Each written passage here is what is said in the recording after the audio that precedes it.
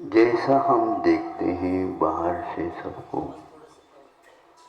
वैसा ही वह होता है, ऐसा कोई नियम नहीं है। जैसे हम दूसरे की बात कानों से सुनते हैं, सब लोगों के सामने उन्होंने मान लो अपशब्दों का प्रयोग किया है, तो भी उसमें उनका ही दोष है, ऐसा मानना उचित नहीं है। इसी प्रकार सोच के बारे में भी जब हम सोचते हैं, कोई व्यक्ति मान लो आकर के बैठ गया, अब उसके बारे में हम विपरीत सोचना प्रारंभ करते हैं, क्योंकि उसी प्रकार दिख रहा है। यह भी निश्चित नहीं है कि यह सही है। तो फिर सही क्या है? इसलिए वाला पूछता है, सब दिख रहा है और प्रत्यक्ष को हम नकारें कैसे? हाँ, वो दिख तो रहा है, लेकिन वही हो यह कोई आप कह नहीं सकते, किंतु उसके बारे में ये कहा जाता है, परोक्ष ज्ञान में हमेशा हमेशा पराश्रित होकर के ही चलना पड़ता है। पराश्रित का अर्थ यह है, वह सही ही हो ऐसा कोई नियम नहीं है। जब छोटा था उस समय, कक्षा कौन सी थी मुझे मालूम नहीं है, याद नहीं है, किंतु ये क्यों उक्ति आ गई वो मैं आपके सामने रखना चाहता हूँ।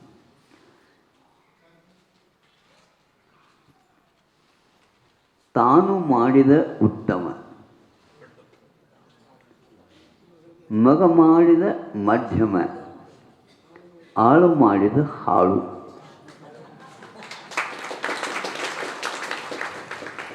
आप लोगों ने ताली बजा दी, क्या आपको समझ में आ गए बताओ?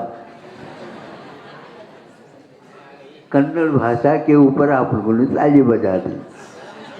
यही तो मैं कहना चाह रहा हूँ, आपको समझ में नहीं भी आते हुए भी ताली बजा दी। इसीलिए आचार्य कहते हैं कि हमारा जो कुछ भी देखना है, हमारा जो कुछ भी सुनना है, हमारा जो कोई भी निर्णय लेना है, ये सारे सारे क्रियाएं होते हुए भी यह वही है, इस प्रकार निश्चय नहीं करना चाहिए। लगभग इसी के इर्द गिर्द वह सम्यक दर्शन आ सकता है, क्योंकि मेरा देखा हुआ वो सही हो नहीं, मेरा सुना हुआ वह सही है नहीं। तो देखा हुआ, सुना हुआ आदि आदि जो कुछ भी है वो परायत है, दूसरे के आश्रित है। वो दूसरा क्या है? तो इंद्रियां हैं। इसलिए सम्यक दर्शन को प्रत्यक्ष नहीं कहा, किंतु उसको परोक्ष कहा। अक्ष में नहीं इंद्रिय भी होता है, तो इंद्रिय के द्वारा देखा हुआ जो कुछ भी है, सामव्यावहारिक प्रत्यक्ष में भले ही हो, किंतु उसको एक प्रकार से प्रत्यक्ष जैसे केवली का है ऐसा स्वीकार नहीं किया है शास्त्रों में। आज जो कोई भी अपने बारे में निर्णय ले रहे हैं, वह भी सही है 100%, ये भी नहीं कहा जाता है इसलिए आचार्यों ने हम लोगों को सावधान रहने के लिए कहा है, तुम अपना निर्णय अभिमान के साथ मत लिया करो, पक्का करके मत लिया करो। अच्छे से अच्छे तज्ञ भी कोई किसी विषय में सोचते हैं तो अपने से जो बड़े हैं वो भले ही दादाजी पढ़े लिखे नहीं, लेकिन उनका अपना अनुभव जीवन का रहता है, उसको पूछने का एक प्रकार से वह परिश्रम करता है। जबकि पढ़ाई बहुत ऊंची ली है उन्होंने। ऐसा क्यों? तो उन्होंने ये कहा कि हम पाठशाला में पढ़ करके तो आए और इन्होंने शाला में काम किए हैं। नहीं समझे? इन्होंने शाला में काम किए, जो शाला में काम किए हैं उनके पास अनुभव है और आपके पास पढ़ाई है। दादा बड़े हैं कि नाती बड़े, बताओ दादाजी? हाँ, इसलिए आप तान मानिद उत्तम ने अपना किया हुआ मन की प्रसन्नता के लिए निर्णय लेने में बहुत उत्तम माना जाता है। मध्यम वह है जो अपने बच्चों से काम कराता है, वह उत्तम नहीं हो सकता। और सवैतनिक मजदूर के माध्यम से किया हुआ वह जगह, सुनो, आपको कहा नहीं क्या? बने हो बैठो। हाँ, प्रवचन के समय पर ये सब देख रहे हैं, आप क्या दिख रहे हो? हाँ? वो अपने आप में डरते थे, आप ही लोगों ने नियुक्त किया होगा। हाँ, तो क्या कह रहा था? ये कह रहा था कि तानुमानित उत्तम है, नहीं, स्वयं अपने हाथ से सब करना चाहिए। कुछ नहीं किए जाते ये बात अलग है, लेकिन अपने आप में श्वासित होकर के काम किया जाता है। आत्मसंतोष के लिए और अनुभव के लिए वह बहुत ही काम का होता है। अब आप लोग प्रत्यक्ष के बारे में सोचते हैं। कोई एक पेंसिल उठाया,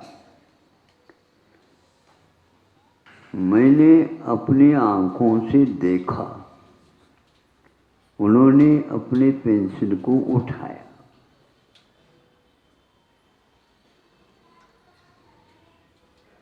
पेंसिल कैसा है?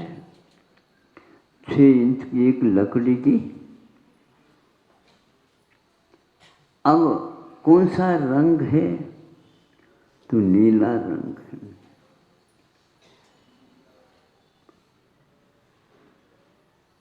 अब हम पूछना चाहते हैं, ये नीला रंग ऊपर है क्या भीतर भी है? ऊपर ऊपर है। अच्छा, तो आपका देखना अधूरा हुआ है क्या पूरा हुआ? आपने देखा, उसके ऊपर के टोके पर कुछ नहीं दिखा और उसके नीचे तल में भी कुछ नहीं दिखा, तो आपने पूरा देखा क्या अधूरा देखा? ये सब आप उल्टे बोल रहे हैं। अभी तक तो कह रहे थे हमने प्रत्यक्ष देखा, पूरा देखा। एक तरफ का आपने पूरा देखा, उस तरफ का आपने नहीं देखा। तो अब चलिए, हमें महाराज दुख के कारण, दुखी कारण एक के बाद एक के बाद एक के बाद आते चले जा रहे हैं। कोई कुछ कर रहा होगा ऐसा लगता है, कोई ऊपरी बाधा स्वयं भी हो सकते हैं, लेकिन बाधा तो है, ये एक क्यों आ रही है? महाराज आजकल तो लोगों को देखा नहीं जाता, दूसरे के उन्नति को, विकास को। और हमारी दुकान उन्नत हो रही थी, अब तो नीचे नीचे धीरे धीरे खिसकते आ रही है। आप ही बताओ महाराज, अब हम क्या करें? दुकान बंद कर दें, यहां से निकल करके अन्यत्र चालू कर दे, कर्मचारियों को रख ले, क्या कर ले? ये क्या होता है कि क्या आपकी दुकान आपके द्वारा चल रही है कि दूसरे के द्वारा चल रही है? दूसरा तो है ही नहीं, दूसरा अपने में बैठा है। हमारा प्राय करके यही विचार होता रहता है, कर्म को कोई भी देख नहीं रहा, क्योंकि पेंसिल के निचले भाग जैसा नहीं दिख रहा, वो इस प्रकार कर्म देखने में आता नहीं, छूने में आता नहीं, सूंघने में नहीं आता, उसका स्वाद कैसा है ये नहीं मालूम पड़ता। कोई कर्म को चबा करके खाना नहीं चाहेगा, दे देंगे तो नहीं समझे, क्योंकि उस खाने की चीज नहीं हो, आपको जो फल मिलता है वह अपना बंधा हुआ अनुभाग है उसका, उसका फल कुछ स्वाद में आता है। जिह्वा इंद्रिय का वह विषय नहीं बनता, वह एक प्रकार से आत्मा का विषय बनता है। और वह स्वाध्याय करते समय ये आता है कि विश्वास करने से ही कर्म समझ में आता है, नहीं तो आता नहीं। हाथ में लड्डू है, कैसा है बताओ? गोल है, छोटा है, बड़ा है, इतना तो हो गया। स्पर्श के बारे में भी आप कह सकते हैं, लेकिन स्वाद के बारे में आप क्या कहेंगे? 1 घंटे के लिए हाथ में लड्डू रख लो, स्वाद आ जाएगा। तो आप क्यों इस प्रकार चिंता कर रहे हो? कर्म उदय में आएगा तो फल अवश्य देगा। और कर्म के ऊपर जो विश्वास करेगा, दुनिया के प्रति उसका सद्व्यवहार अपने आप हो जाएगा। दूसरे के बारे में जो आप निर्णय ले रहे हो वह उचित नहीं है। इसलिए सामने वाला व्यक्ति न बुरा है न अच्छा है। पुलिस आपको पकड़ करके ले जा रही जेल की ओर, तो पुलिस के ऊपर गुस्सा क्यों करते हो आप? ना, पुलिस के ऊपर गुस्सा क्यों करते हो? आप अपने किए हुए परिणाम के द्वारा बंधा हुआ जो कर्म है, गुस्सा करो उसके बाद। क्रोध के ऊपर क्रोध करो, निश्चित रूप से वह हाथ जोड़ करके खड़ा हो जाएगा, मैं चला जाता हूं, रुकूंगा ही नहीं। आप ऐसा ये सिद्धांत है। आप लोग बहुत कुछ पढ़े लिखे हैं, कर्म के बारे में अपन हो अंगूठा छाप।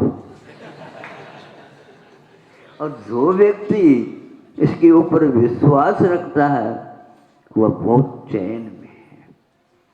मुझे कुछ अब होने वाला नहीं है, कर्म के उदय में जो होगा उसको कोई टाल नहीं सकता। ऐसे सतिया हुए हैं, सज्जन हुए हैं, पुराण पुरुष हुए हैं, उनका यह विश्वास अडिग रहता था। बच्चों को आप लोग ये नहीं पढ़ाते, कितने भी पैसा इकट्ठा करके उसको दे दूं, वो उसके ऊपर कभी विश्वास इसलिए नहीं करेगा क्योंकि यह चंचल है। बांध करके भी आप रखो तो भी वह खिसकती है। ये विश्वास आप लोगों को हो तो आप पाप नहीं करेंगे, सत्कार्य करेंगे, दूसरे के बारे में बुरा नहीं सोचेंगे, दूसरे के बारे में और कोई भी निर्णय गलत नहीं लेंगे। ये सारे की सारी बात पुराण पुरुषों ने अपने जीवन में उतारा था। इसलिए आज से अपने परोक्ष ज्ञान के ऊपर अभिमान न करें, क्योंकि वह आपको गलत धारणा की ओर भी ले जा सकता। उसमें भी कारण यही है, कर्म कभी भी आपकी पहचान नहीं करता, किंतु जो आपने भाव किए, जो बंधा है कर्म, वो उदय में आएगा तो अवश्य आपको दुख या सुख का संवेदन होगा। इसलिए महापुरुष कभी विशेष रूप से अभिमान नहीं करते हुए अपने आगत कर्मों का मात्र फल भोगने में ही अपना कर्तव्य मानते थे और उसका फल उन्हें बहुत अच्छा मिला। बच्चों को भी इसी प्रकार कषायों से बचाना चाहें तो आप बचा सकते हैं। हमारा ज्ञान कितना भी लंबा चौड़ा क्यों ना हो, वह है अधूरा और उसमें कभी भी शांति का अनुभव नहीं होता। इसलिए उतना ही सीखो, पढ़ो और अनुभव करो कि इसके द्वारा हमारा कल्याण हो जाएगा। कल्याण की बात जहाँ तक हमारे दिमाग में बात आती है, वह इसी प्रकार होना चाहिए। कितने भी कष्ट आ जाए, महिला होकर के भी, स्त्रियाँ होकर के भी सतियों के जीवन जिया, उसको पढ़ने से आज भी आप लोगों की आंखों में पानी आए बिना नहीं रहेगा। और आप लोगों को कितने भी कष्ट हो, दूसरा देखता है, अरे कष्ट हो तो क्या, कुछ काम भी तो करे, अच्छे काम तो करते नहीं। आज इसीलिए ज़्यादा जनता दुखी है। हमें कुछ थाली बन करके आ जाए, भर करके आ जाए, आ तो सकती है, लेकिन कुछ किया हो तो आ सकती। श्रम से जो वंचित रहना चाहता है, वह व्यक्ति अपने जीवन के रहस्य को नहीं समझ रहा है। आज तक किसी को बनी बनी रसोई मिली हो, मेरे ख्याल से नहीं। नाराज मेहमान आते हैं, वो कुछ भी नहीं करते और फिर भी थाली भरी आती है ना। एक दिन आती है, 2 दिन आएगी, तीसरे दिन दामाद को कह दो हमारे साथ चलो। अतिथि कब जाओगे?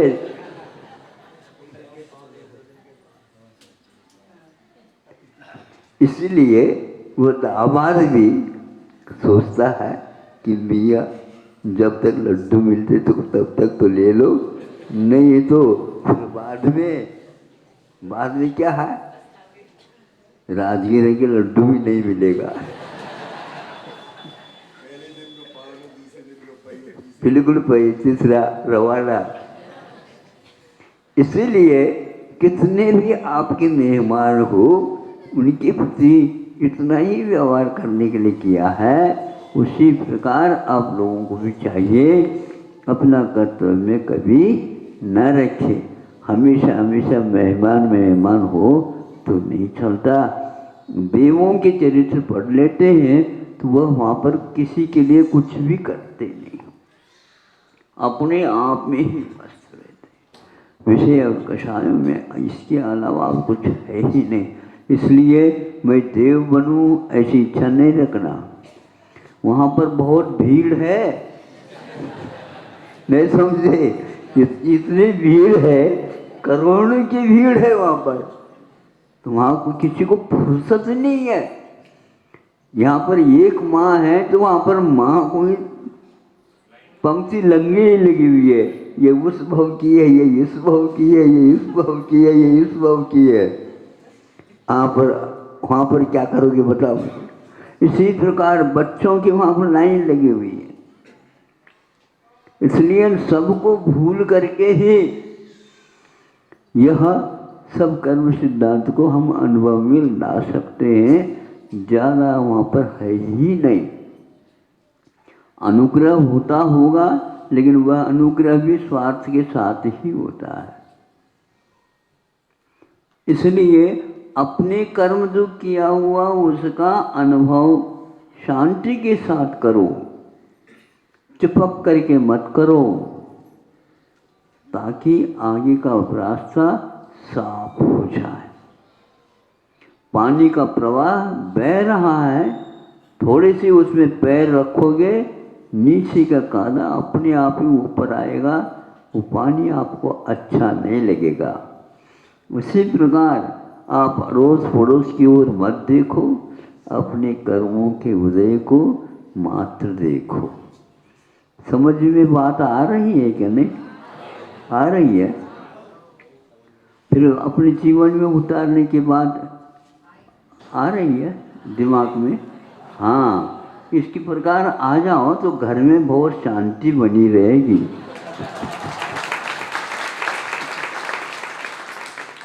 और आज हमारे घर में तो शांति ही नहीं है। दरवाजा खोल दो ताकि शांति आ जाए। नहीं समझे? दरवाजा खोल दो, यानी ज्ञान के नेत्र जिसके खुल गए, शांति ही शांति है।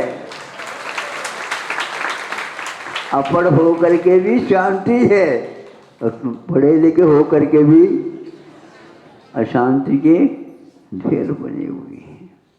इसलिए हमें हमेशा हमेशा संतोष की आराधना करना चाहिए। संतोष है ना माता? हाँ, बिल्कुल संतोष की आप आराधना करो। निश्चित रूप से सबसे उत्तम धन यदि कोई क्या है, बोलो, अपने मुख से बोला करो। हाँ, रे संतोष रखो। इसीलिए आचार्यों ने सम्यक दर्शन में एक प्रशम भाव रखा है, तो सम्यक दर्शन का चिन्ह है, सम्यक दर्शन की पहचान है, सम्यक दर्शन का गुण है। प्रशम, सम्वेक, अनुकंपा और आस्तिक आदि ये सब गुण हैं। इसलिए जो प्रशम भाव रखता, संतोष रखता है, उसी में संतुष्ट हो जाते हैं। इतना ही पर्याप्त है, ज़्यादा नहीं। ज़्यादा पाठ देने से आप आगे का पाठ रपाठ क्या पेपर सपाट, हाँ आगे सब सपाट। इसीलिए हमें उतना ही पढ़ लेना चाहिए। बच्चों को ज़्यादा मत पढ़ाओ, नहीं तो आपको वह पढ़ाना प्रारंभ है। सही है ना? इसलिए उतना ही पढ़ाओ जितना काम में उसको आ जाए। ज़्यादा समझ में आ जाएगा और करना नहीं होगा तो किसी काम का नहीं है। इसलिए उतना ही खाओ जो पूरा पच जाए। और आपका पेट भरा हुआ ज्यों का त्यों बच जाता है, इसलिए पीड़ा होती है, दर्द होता है, पचता नहीं है। आज के बच्चों को पढ़ाई भी नहीं पचती और गढ़ाई भी नहीं पचती, कुछ भी नहीं पचती, बीमार रहते हैं। अब कितने आप रोओगे उनके बारे में? रो। इसलिए समाज में यदि शांति चाहते हो, आप अपना कर्तव्य का अनुपालन करो और दूसरे की यदि उन्नति हो रही है उसको देख करके भावना करो हमारी भी उन्नति हो। उन्नति के कार्य करो तो हो जाएंगे। अहिंसा परमो